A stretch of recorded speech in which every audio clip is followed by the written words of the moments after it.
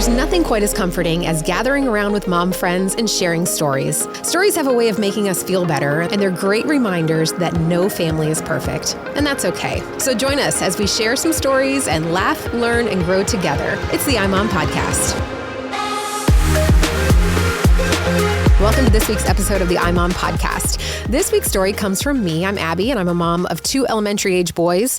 Joining me today are Chloe, iMom's social media manager, Susan, the founder of iMom and mother to 5 adult kids, and Megan, who is a toddler, not a toddler mom, that would be weird. She's a mom to a toddler, and she's also one of Susan's kids. Too young to be a mom. She's only 2. Today's story is called When Disappointment Strikes. So here's what happened. My sons play on iPads. We don't have a video game system at our house, but they play on iPads, and they're old ones. And so sometimes they want to download games, and the version of the iPad that it is not able to support that game. And it happens over and over and over again. And so Liam, my now 10-year-old said, "Can I mow lawns to earn money to buy a new iPad?" And I said, "You are more than welcome to do that. Yes." And I didn't tell him that I would give him any money. I didn't tell him that earn half or anything. I just said, "Go ahead, start mowing lawns." And he put out flyers, he printed flyers, and we walked door to door and we put the flyers in the doors. Not one single neighbor called us. But he put it came up with a name for his business. It's Liam's Lawn Service, and the little name underneath it was "Good work done by a good kid." And I'm like, how do you entrepreneur. not? He's a marketing man. Yeah. Well, so nobody called.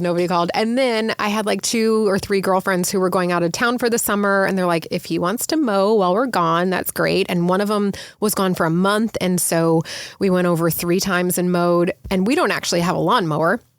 He negotiated with my dad, because we use my dad's lawnmower because they live just a few doors down. And he said, "All right, Gob, if I can use your lawnmower, I'll mow your lawn for free. And if you put gas in it, every time you have to put gas in it, you can have a beer from Mom's fridge." Wow. So what a negotiator. He paid for the gas and beer, and then he mowed my dad's lawn to get to be able to use the lawnmower. So it was just really remarkable. And we literally drove 20 minutes to mow lawns with the lawnmower in the back of the truck and everything. And by the end of the summer, by his birthday in September, he had earned everything except for $60. And so on his birthday, we, in true iMom fashion, did a scavenger hunt around the house, and it led him to... Just so you know, in iMom, we have lots of printables for scavenger hunts. I'll put some in the show notes, yes. So the final clue, when he got to it, it was a little gift bag, and it had a certificate, and it said, "You've earned your iPad.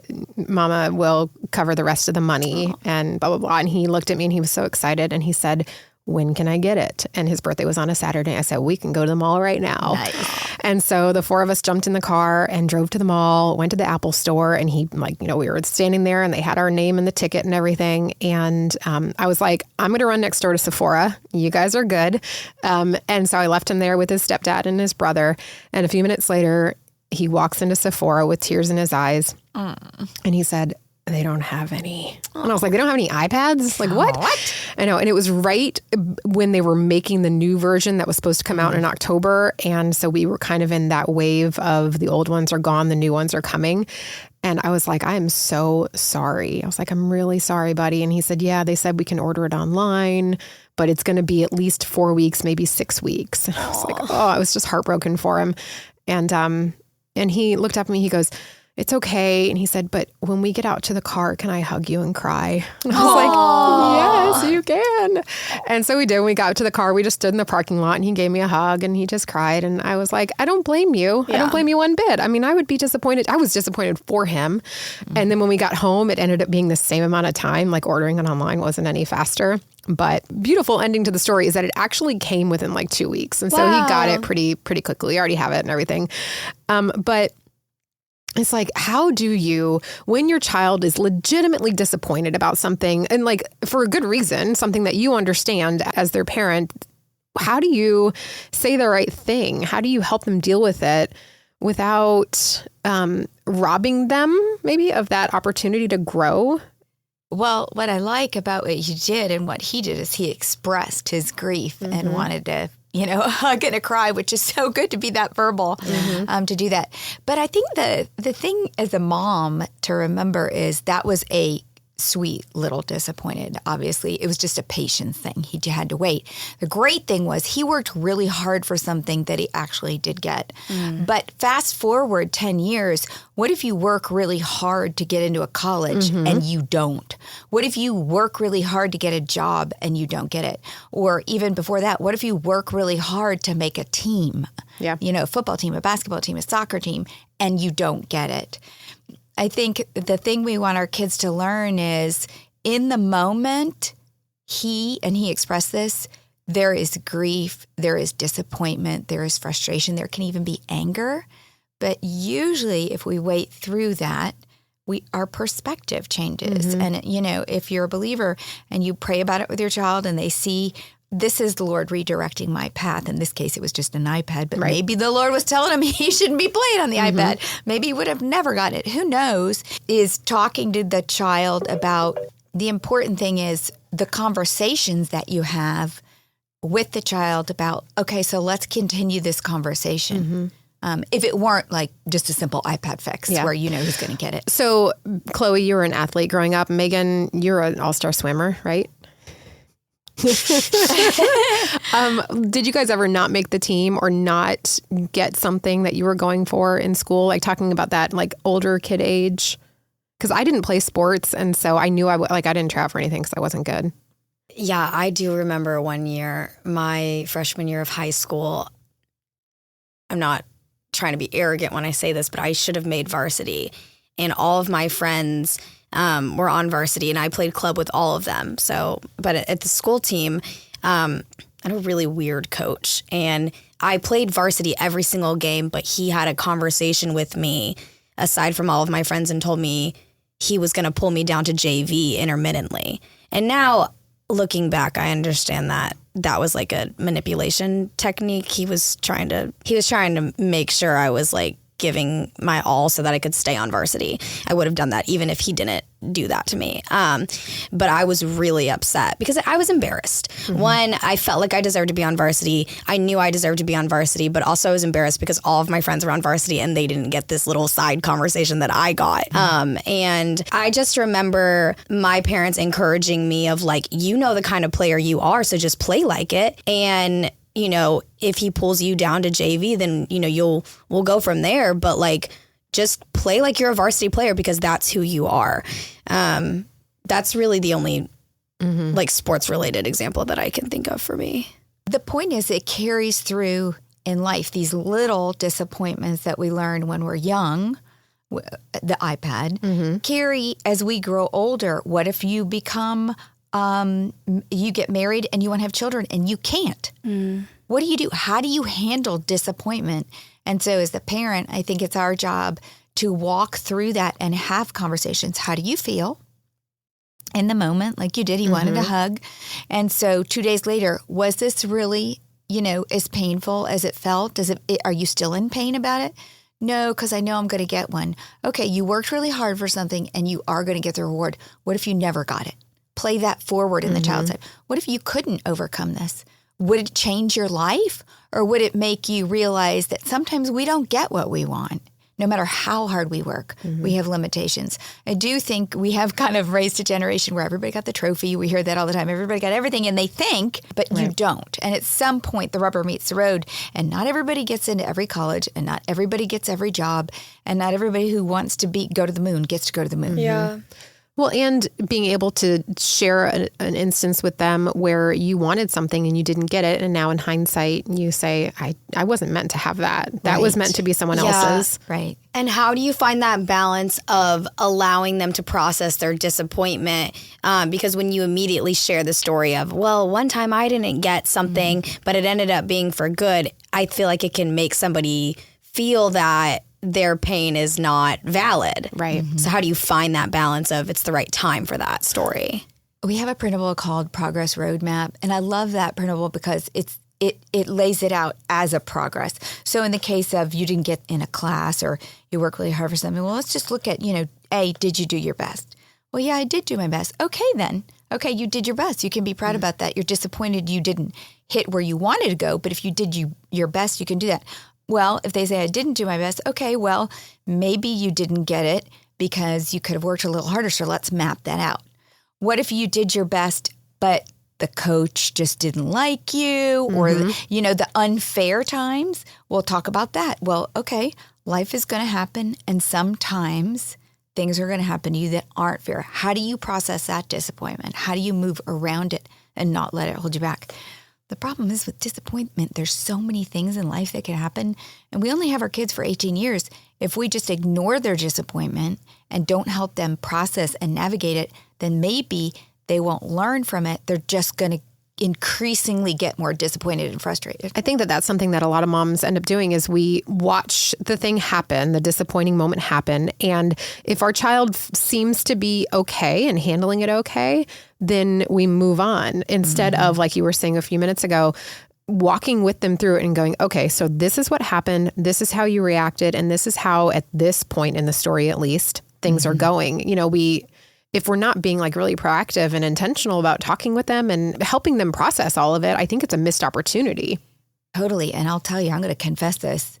The mama bear in me that came out in the high school years when it wasn't fair, like when you see a child try out for something or do something or work for something and it's an unfair coach or something like that.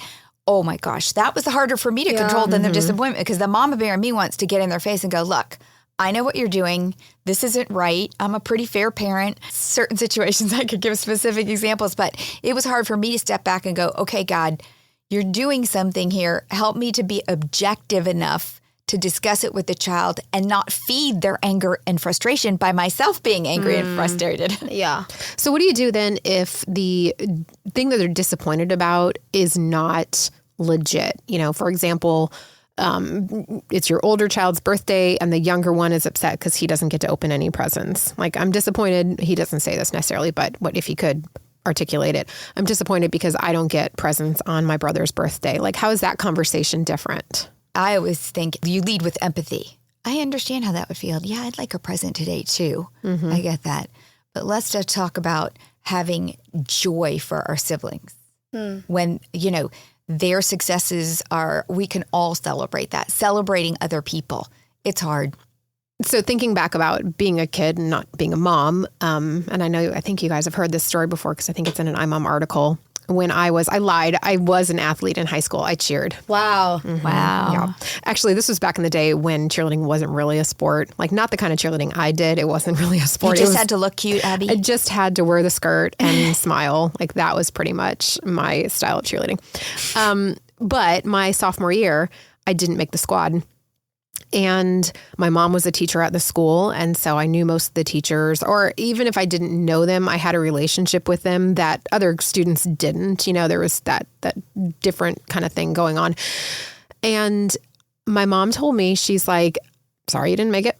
I don't know if she said those exact words, but she, empathized. But then she said, you need to hold your head up. You need to be respectful. And that's it. And come the end of the fall, a few girls were kicked off the squad for grades and they had tryouts again. They held tryouts because they needed more girls. And the coach came to me and she said, I want you to try out again. And she told my mom, because my mom told me, that I was the only girl that didn't make it the first time around, that didn't give her dirty looks or cop an attitude with her. I was the only one that was still looked her in the eye, was still kind to her and a respectful kid. And so I think that now as a mom, when my child experiences disappointment, that's another lesson I want for them to learn is don't burn your bridges. Don't do anything you're going to regret, and don't presume to know that why that person made that decision. Sometimes they have coaches sometimes have ideas for what they want the whole team to look like, and you didn't fit that. Or the university had this many positions and you didn't get that.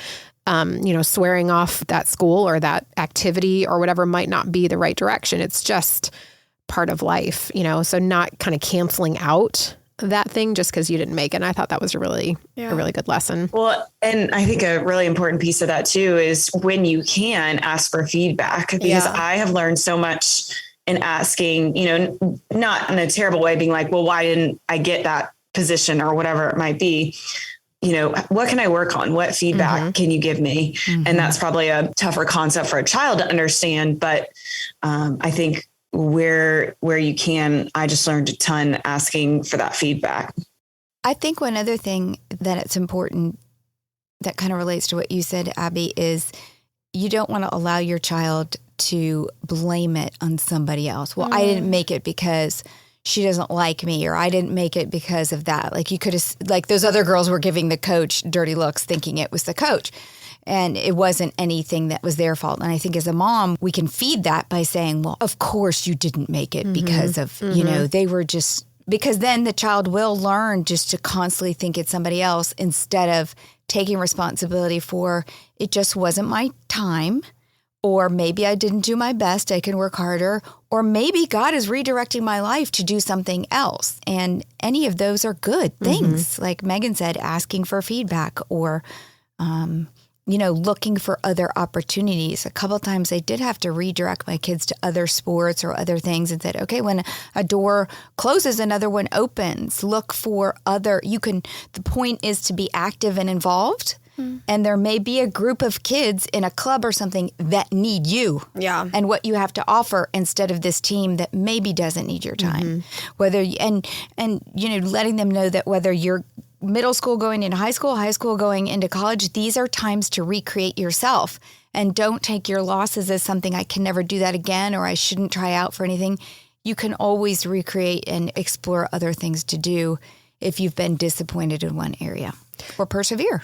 So much of this conversation has reminded me of a book that I read for an iMom article. It's 13 Things Strong Kids Do. It's by Amy Morin.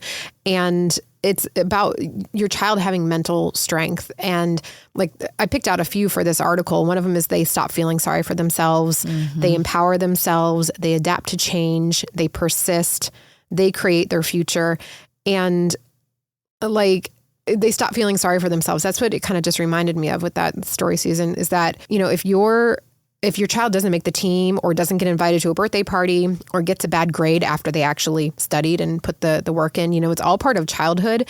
And sad thoughts are healthy, but self-pity thoughts lead to exaggeration and hopelessness. So for instance, if your pet dies, a sad thought would be, I'm really going to miss Fido. It's not going to be the same without Fido in our house if your child says that. But a self-pity thought would be, well, he was my dog. Fido was my dog, and no one else is going to miss him as much as I do. So if you have a child who tends to feel sorry for himself, you can help make him mentally strong, help him flex that muscle by helping him notice when the thoughts are too negative to be true and replace them with something that is true. Or in this book, she says, replace blue thoughts with true thoughts, which I thought was really cute. That's cute. So you could say, yes, you had a special relationship with Fido, but we're all going to miss him because he was part of our family. And so that helps them take those thoughts that are negative and are maybe too negative and grows the kid to be stronger, more mentally strong. And I think that when it comes to disappointment, this is just so important. I didn't make that team.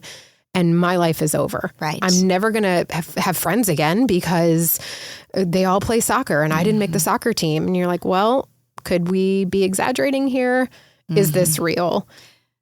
I look at a lot of the people, really successful people in the world. And one of the things I notice about so many of them is that adventurous flexibility, like of, oh, okay, I didn't get that, but hey, I can do this. And moving on and just thinking, that kind of, I'm riding the roller coaster and whether the roller coaster is going up or down, I'm going to ride it and I'm not going to get off the ride. Yep.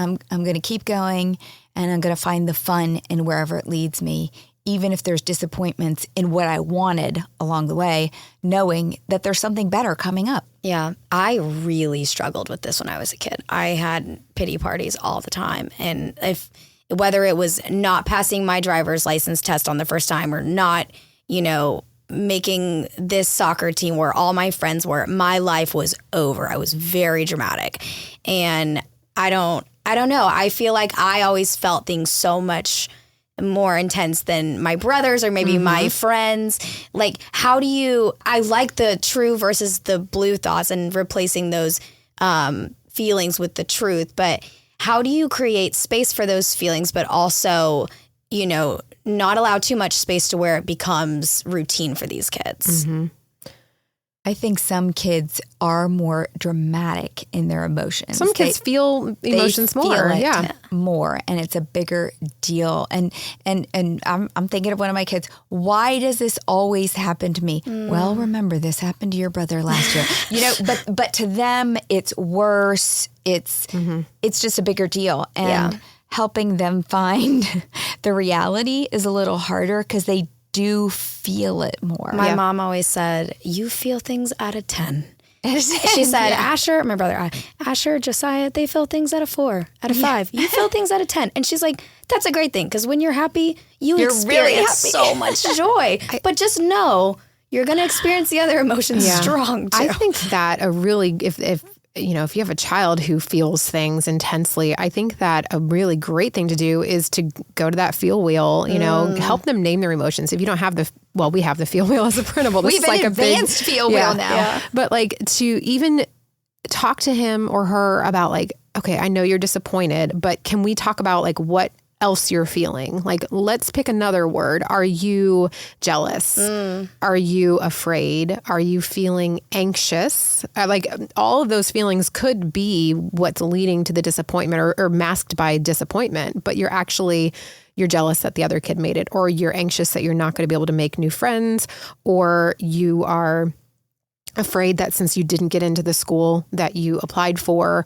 then all of your plans are upended now. And so I think that for the kids that feel intensely, you shouldn't say, don't worry, you're overreacting. You should help them identify a deeper level of what they're feeling. I think that's a really great opportunity actually to help your kid grow in their emotional intelligence too. Yeah.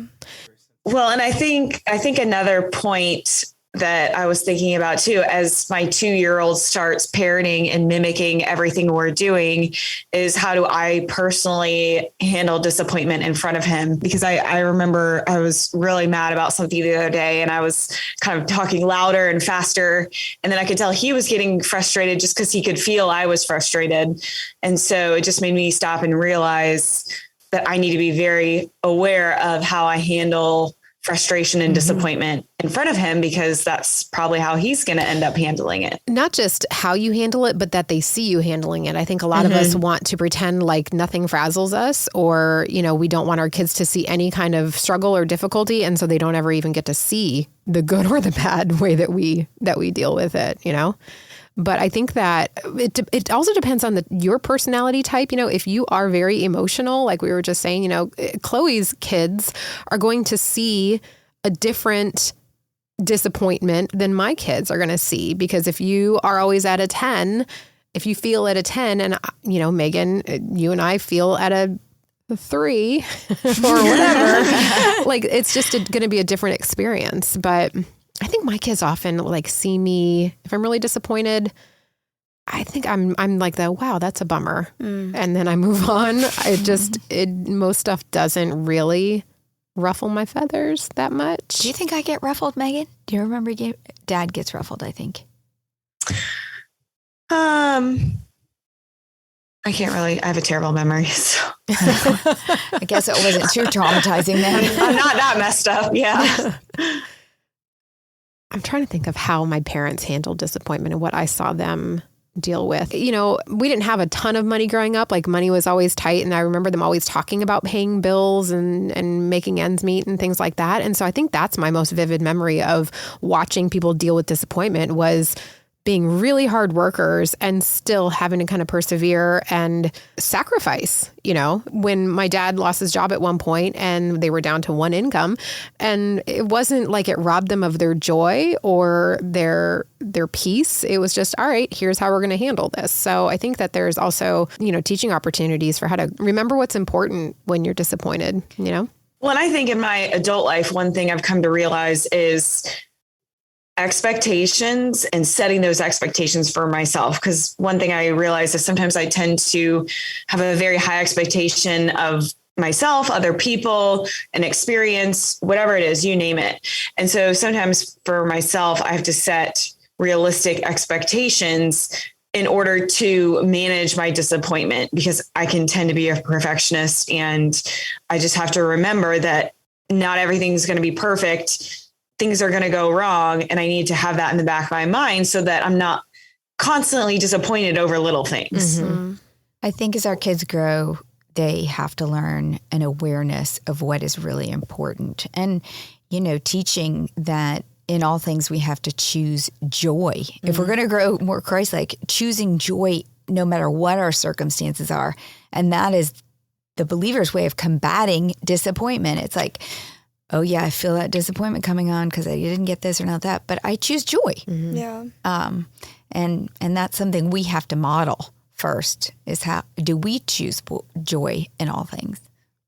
Tell us how you help your kids deal with disappointment, or if you have a great story to share, we would love to hear it. You can send your story through Instagram at imom.com, Facebook at imom, or you can email us, imom@familyfirst. You can find links to all the things we chatted about, like the book, 13 Things Strong Kids Do, the printables, like the Scavenger Hunt and the Progress Roadmap. What was the third printable we mentioned, Susan? There was Feel Wheel. The Feel Wheel. We'll put all of those in the show notes. And we've also provided a link to subscribe to our iMom Minute so you can get quick daily inspiration right in your inbox. Make sure you rate us on iTunes if you enjoy listening. Thanks. Bye-bye. The iMom podcast is hosted by me, Abby Watts, along with Susan Merrill, Megan Tigner, and Chloe Blumenthal. Edited by Isaiah Gunther.